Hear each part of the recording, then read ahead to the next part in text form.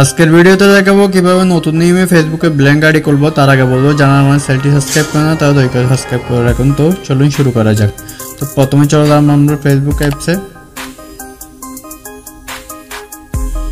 তো এখান থেকে এখানে ক্লিক করব, এখানে ক্লিক করব, এখান থেকে আমরা এখানে ক্লিক করব, এখান থেকে একটু পরে চলে যাব, এখানে ক্লিক করব, এখান থেকে আমরা একটা নিক নেম বসিয়ে দিব। তো আমরা একটু পরে চলে যাই, এখানে আদার নেম, এখানে ক্লিক করব। তো এখানে একটা নিক নেম বসিয়ে দিতে হবে। তো আমি একটা নিক নেম বসিয়ে দিই।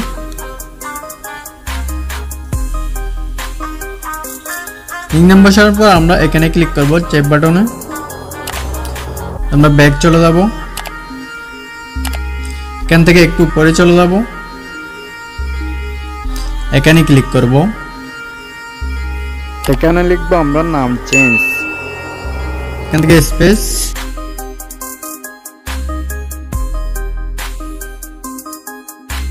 চেঞ্জ, আমরা চার্জ করে দেব।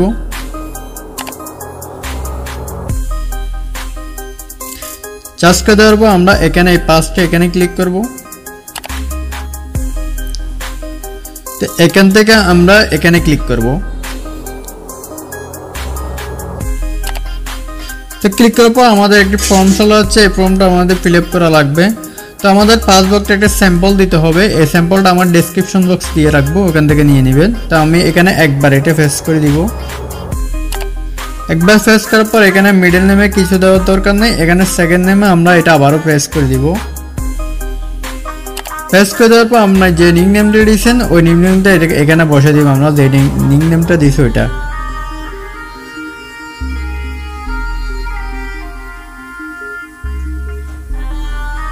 নিক নেম দেওয়ার পর আমাদের এখানে বলতেছে কন্ট্যাক্ট ইমেল অ্যাড্রেস, এখানে একটা ইমেল দিয়ে দেব।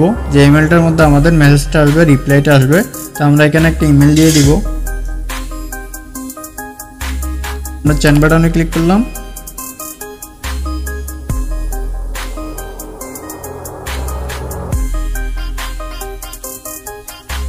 এখানে আমাদের কিন্তু এটা চেঞ্জ হয়ে গেছে, এখানে কিন্তু আমাদের ইমেলটা সেন্ড হয়ে গেছে। তো আমরা এখানে 3-4 বার করে এটা সেন্ড করব। একবার করলে হবে না, 3 থেকে 4 বার করব, না হয় 5 বার করব। এভাবে চেঞ্জ করব আমরা।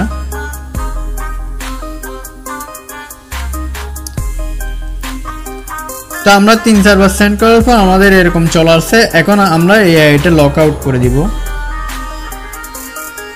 তো আমরা এই আইডিটা লক আউট করে দিব। আপনিও আমার আইডিটা লক আউট করে দিবেন। এভাবে আপনি আপনার 3-4 ঘন্টার মধ্যে দেখবেন ব্ল্যাঙ্ক আইডি সাকসেসফুলভাবে হয়ে গেছে। তো আজকের ভিডিও পর্যন্ত। ভিডিও ভালো লাগলে অবশ্যই চ্যানেলটি সাবস্ক্রাইব করবেন। ধন্যবাদ।